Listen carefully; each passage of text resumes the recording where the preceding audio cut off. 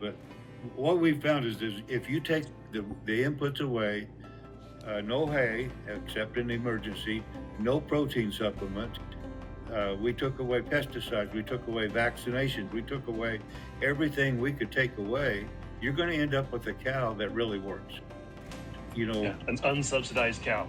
Unsubsidized. I feel like the decisions we make right now, and I mean that as genuinely as I possibly can, the decisions we make right now with our finances, with any extra income that we see at the end of the balance sheet this year and potentially next year, will truly determine whether or not we sustain the lows in the next part of the cattle cycle or whether we don't. I think our livestock are much healthier.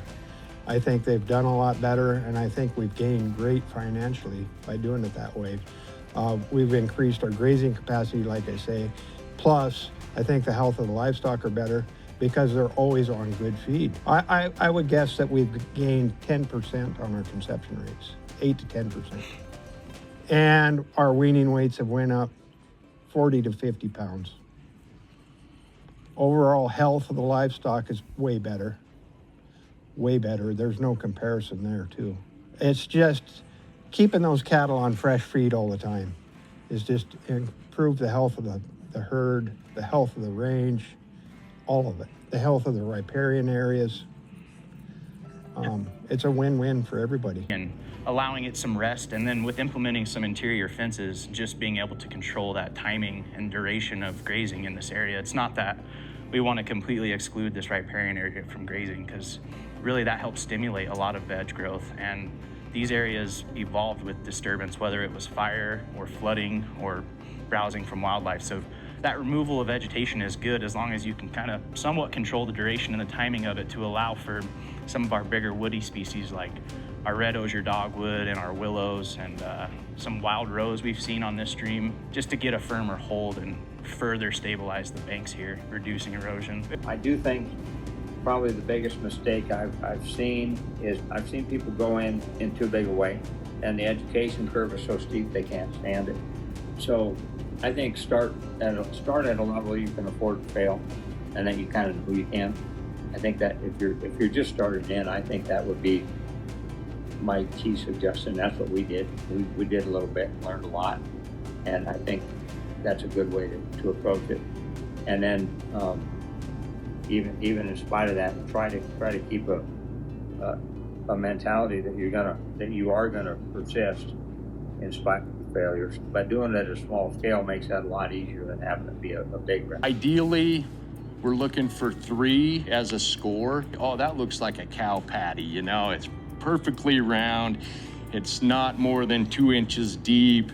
It's got a little indent in the middle a little bit. There's not a lot of really rough fiber seeing in it, but you can still see some, just not anything over, you know, a couple of inches. So that tells you that the microbial population's doing a good job of digesting the fiber that's in there. We're getting enough protein to them, keeping that bug population going and breaking that down.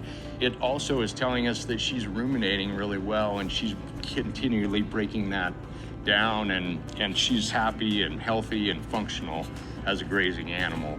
You know, one thing about maintaining good rangeland health and taking care of our rangeland that we've been given is to maintain a lot of diversity within those rangelands.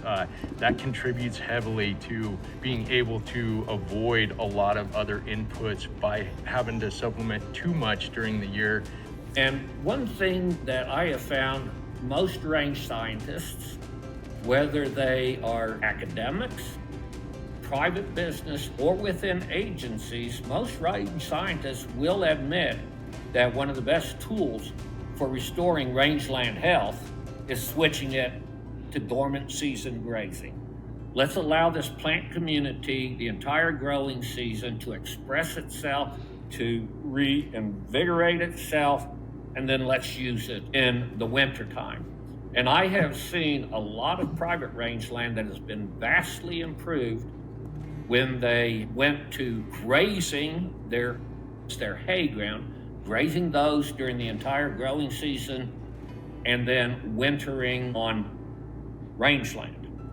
And a key part of making that system work, and where you gain the greatest financial benefit from it, is if your cow herd is calving on that green forage in spring and early summer. Okay, so that really works.